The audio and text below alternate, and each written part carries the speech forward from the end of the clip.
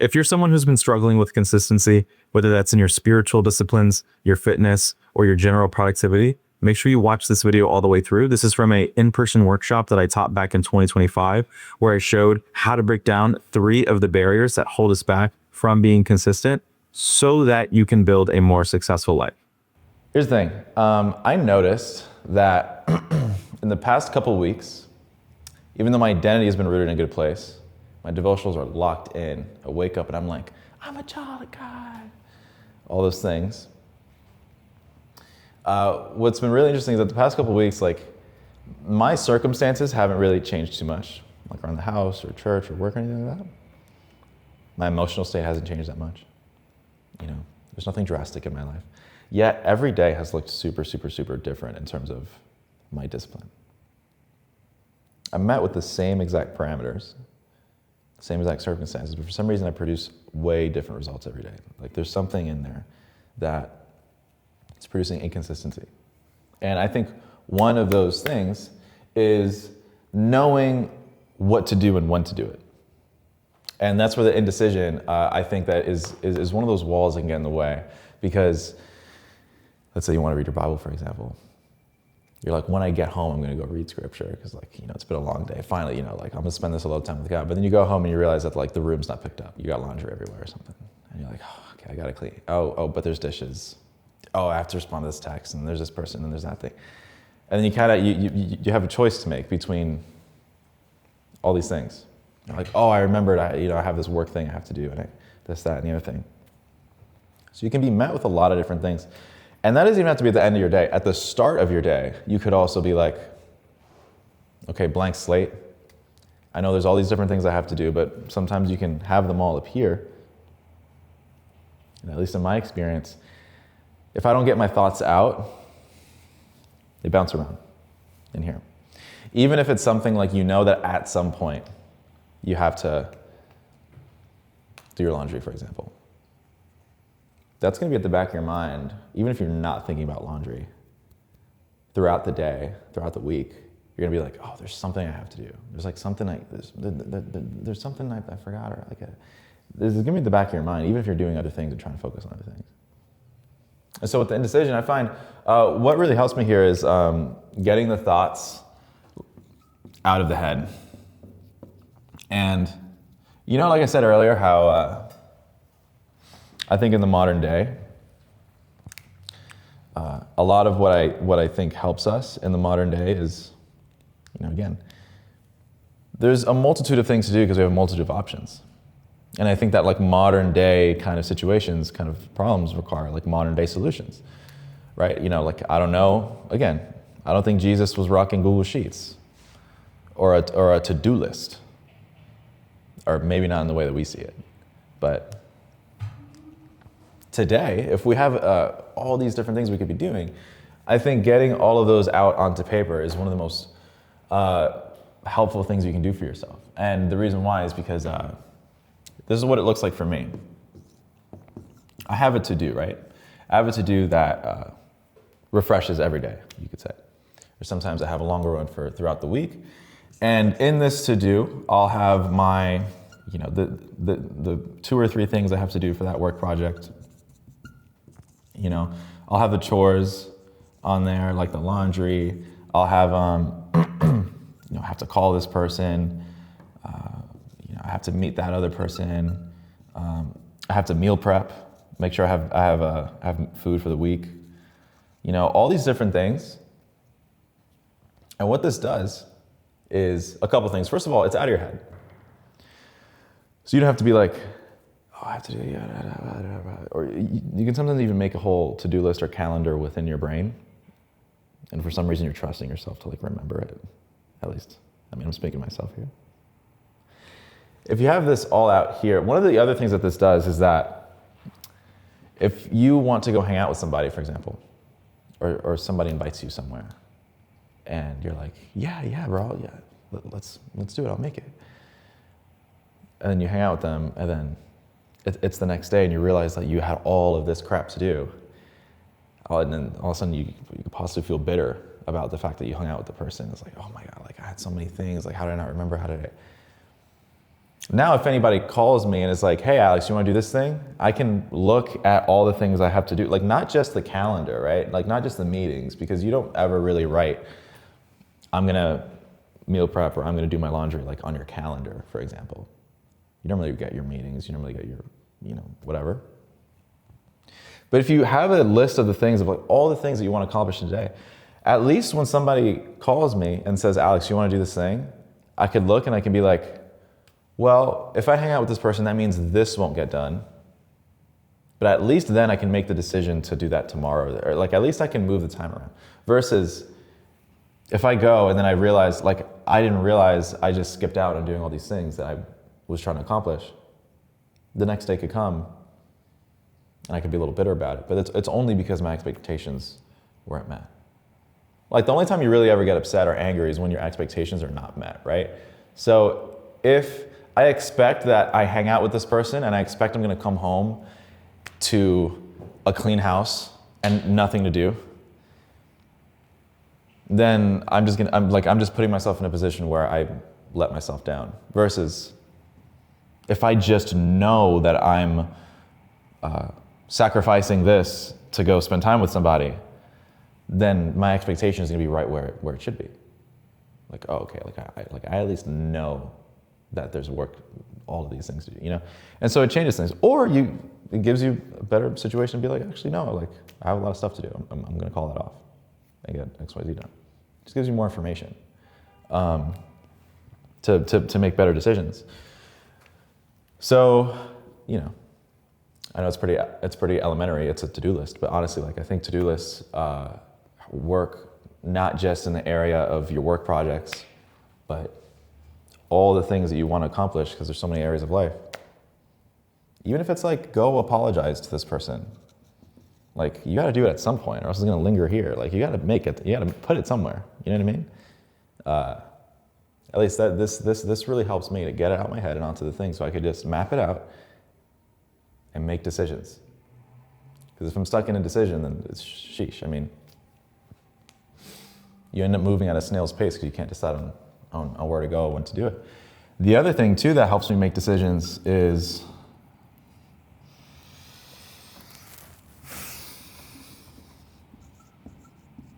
OA, right?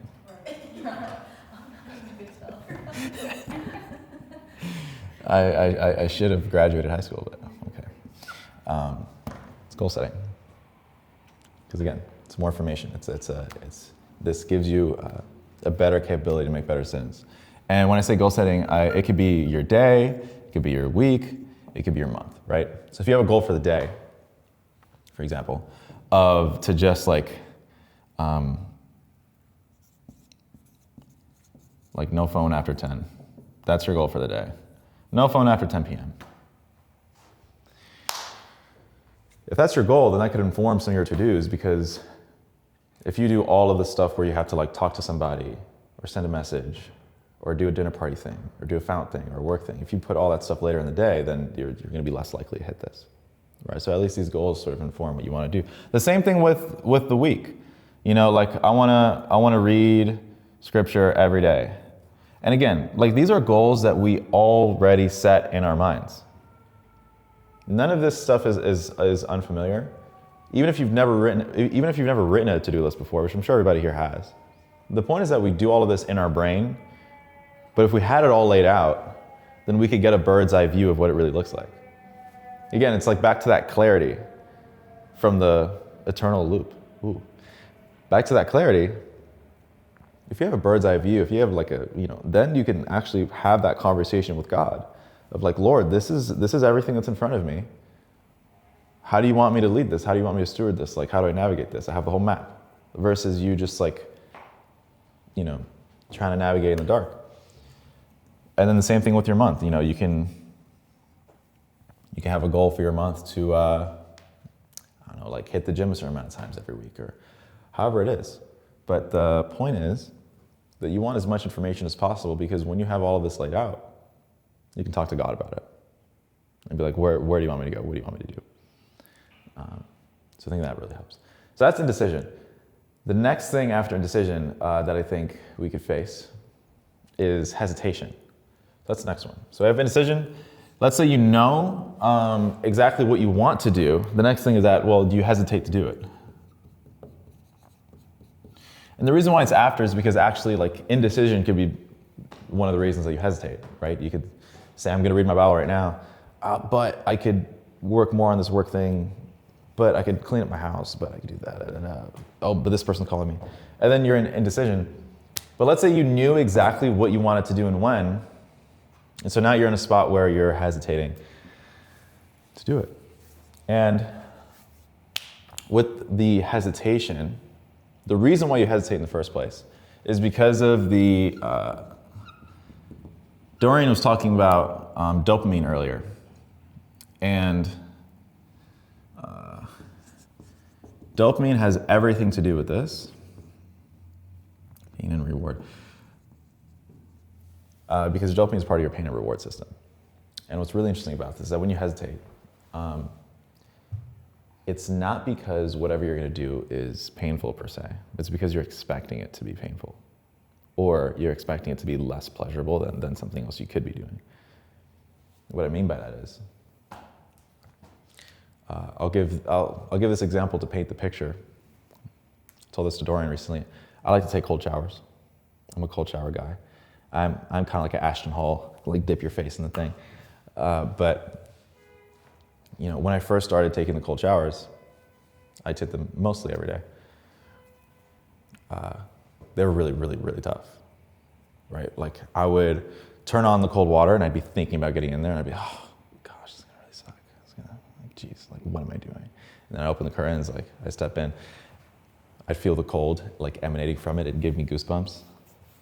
And I like my feet are like in a puddle of like ice cold water.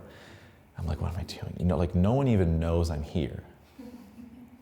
I don't have to do this. Like who's forcing me to do this? You know what I mean? And then I would do the thing where I'd like put one arm in and the other arm. And then, you know what I mean? Oh my gosh. I'd put my head in there. And then like I'd go in and I'd hold my breath and I'd close my eyes and I just did like this in the water. What am I doing? I have the posture and the attitude and the approach of somebody who's like about to get punched in the darn stomach. Why? It's because I expect it to be really, really, really painful. I set certain expectations by hesitating. Like, oh, no, wait, but wait, no, wait. I'm playing up the amount of pain in my own mind.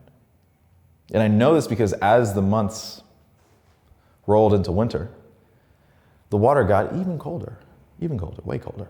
Probably like 5 to 10 degrees colder, at least. And, but it got easier. And the reason why it got easier is because I told myself, like, Alex, just like stop being a baby, just like put your chest up, like keep your eyes open and breathe and walk in. This is nothing. I'm a child of God. I won't let fear rule me, right? The devotional, right? So, you know, now I'm just, cold water, been there, did that. And I step in there and I actually start laughing. I break out into laughter. And I break out into laughter because it is so enjoyable to have such a freedom where you don't let fear or hesitation control your decisions. There's such a freedom in that it's pleasurable. And that's the thing. The hesitation, the best thing you can do for hesitation is tell yourself that, I'm trying to find like a better way to say it. Like in my mind, it's like when I stop hesitating, I just feel like such a G about it, you know? Like it's go time. When I say it, I go do it. That makes me feel pleasure. More pleasure than whatever comfort I think is more worth my time. So with that being said, really about the hesitation here is just understanding that it's all mental. With the hesitation, you really just need one rule for yourself, which is don't hesitate. Understand, just have self-awareness about this, step back into truth. Again, like talk with God about it, like, Lord, what is your view of this? Like why am I taking little steps to try to go open my Bible Or like if I want to get better sleep, why am I like fidgeting with my phone? Why is there so much hesitation, you know what I mean? Because it's only gonna build up the amount of like pain that you think you're gonna experience when you hesitate. Versus if you could just take those steps, literally sometimes it's just about taking the steps. It's like, Lord, I don't even feel like doing this right now. Actually, I really don't want to do this thing. I made the decision, I mapped it out, I see what you want me to do, but I really don't feel like doing it. Sometimes you just have to walk towards it and even tell him, Lord, I don't feel like doing this, but you just gotta let your feet move. You just gotta let your fingers type. Whatever it is that you have to do, you just have to start, even if it's just a physical action. And the other thing is, not making it so that you have to accomplish such a big thing either. Because, for example, with Bible reading, right? I mean, we hear this all the time, but I'm just gonna, just for the point. If you have a daily Bible plan that has you reading like a chapter, 2 chapters, 10 chapters a day, whatever, you're trying to read your Bible every day, you don't have to step into it saying that I have to read this whole thing right now. You can read one verse. What can you do about the decision that you're making to make it easier and more approachable? Part of it is removing the fear, but the other part of it is also removing, again, the performance, the expectation. You don't climb a mountain by like jumping to the top, right? If it's just one verse, that's infinitely better than reading 0 verses. Because you're going from 0 to 1. And what happens when you read that one verse is that you're like, well, I'm already here. My eyes are already on the paper. I could read the next one. And then all of a sudden you're like multiple chapters deep. But the point is you don't have to sit down and tell yourself, I'm going to read for an hour. And again, this is elementary stuff, but it really applies to anything that you do. It's really just, what do I do and when? How can I make it easier for me to do it? Really simple stuff. And once you accomplish that, once you know what to do and when you're going to do it, and once you do it without hesitation, you're basically locked in at that point. It's like go time, right? So what would be the third thing? I'm going to ask this question. You could call out. Like, what do you think? If you always knew what to do and when, and you never hesitated when you did it, basically locked in. Like, what do you think is the other thing that could execute? You are executing. You don't hesitate. You just do it. What's the third thing that makes you like fall off, do you think? I'll say it. I call it isolation. And it's basically being locked in, but back in that performance. You're doing it all without God. Because then you start drifting again. For example, before I was with Christ, for about a period of 8 months or so, I woke up at 6 a.m. every day. I was in the gym by 7, did like a 2.5-hour workout. Then I would come home, I would make a very clean meal. It would be like some form of beef, sweet potato, maybe a vegetable. I don't know, some Dorian type diet. And then I would lock in on my learning. I'd learn about personal development. I learned how to optimize my sleep. I learned how to do this and that and the other thing. I learned about finances. I was investing in stocks at the time, even though I didn't have a job. Some things were backwards, but my nightly routine was even at a whole wind down, 90 minutes, stretching, red lights, no phone. Before I'd go to sleep, I'd deep breathing, meditation. And then I'd have on the eye mask, the nose strip, mouth tape. I'd go to sleep and I'd train myself to lie on my back and fall asleep like that. Because I read that when you sleep on your back, it's better for your what's it called? Your eye bags. I'd wear this at the time, which is a Whoop band. It's a heart rate monitor. I'd track my sleep with metrics. I did anything and everything. And again, this was before Christ. And what's really funny is that, again, I'm locked in. I'm seeing incredible progress. It's where I built the bulk of like my muscle, my physique and everything. But what happened? I fell off. Why did I fall off? It's not because I wasn't doing the right things. It's not because I didn't have the discipline. It's not because I wasn't showing up. but it's because I wasn't getting satisfied anymore with what I was doing. I even had a great hobby at the time. That's when I started salsa dancing. But the thing is, again, my expectations were not met at the time. When I was doing all those things, my expectation was that this was gonna fill me. This was gonna accomplish Alex reaching this point where he's like satisfied with himself, or with life, or with his presentation, or with how others view him, all of the above. But after all that time, it can even be a fire too, because if you're in it, you're like, well, just one more month and I'll get there, or just a couple, just another.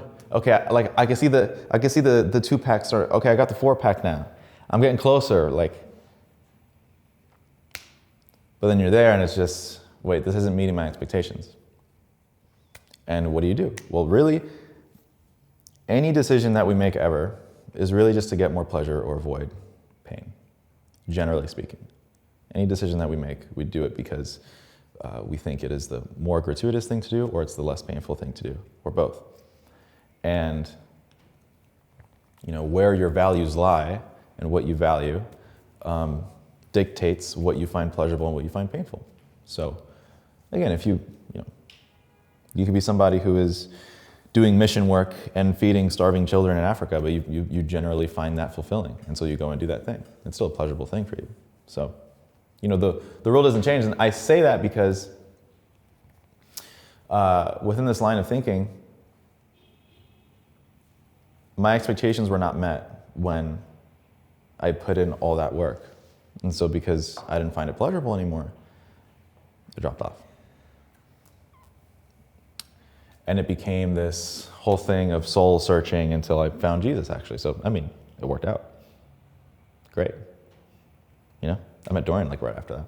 And then she was Miss Evangelist. So, isolation. We don't want that. Sorry, I'm trying to, okay, I got it. Isolation. So this is doing what you're doing, but you're being without God. And some of the ways that I like to invite God back into the moment is I like to do a lot of reflection. So just reflecting often. And what that looks like for me is I like to reflect over what my challenges were that day.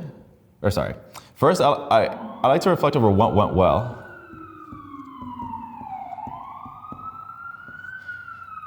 Because I think it's really easy to miss some of the things that are going really great. And equally, it's easy to miss when you think things are going really great because you're performing really well, some of the issues that you might be having with your spirit or with your emotions. So it's kind of like a two-sider here. What went well, challenges / next steps.